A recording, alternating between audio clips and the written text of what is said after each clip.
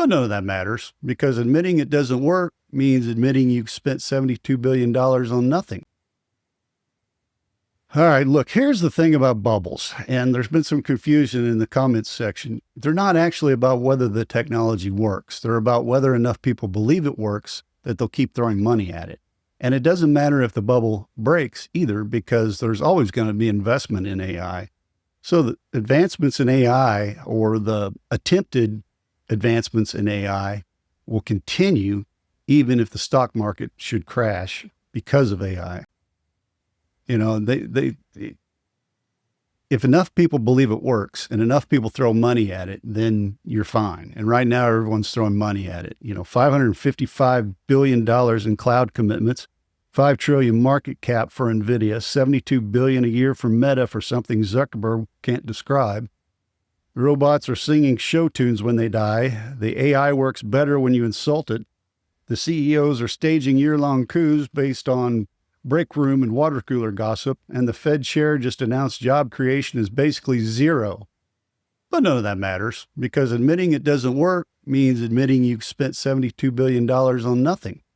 Admitting the robots can't pass butter means admitting you fired people for appliances with anxiety disorders. Admitting the leadership is dysfunctional means admitting you bet hundreds of billions of dollars on a company run by people who communicate through 52-page manifestos. So instead, everyone doubles down. Meta issues $25 billion in bonds. OpenAI signs $38 billion in deals. Microsoft and Google commit $555 billion because in bubbles, the first person to admit it's a bubble loses everything. So everybody pretends just a little bit longer. Everyone keeps betting. Everyone keeps spending.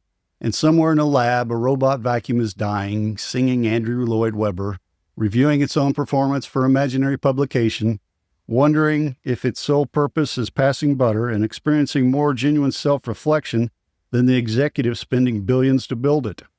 Meanwhile, Mark Zuckerberg lost $208 billion and can't explain what he's building except to say it's novel and will be revealed in the coming months once we figure out what the hell it is.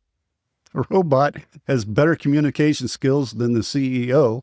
The vacuum has more self-awareness than the leadership. The appliance experiencing battery failure and quoting Kubrick has a clearer understanding of its limitations than the company spending $72 billion a year pretending theirs don't exist. And that's where we are. That's the AI boom.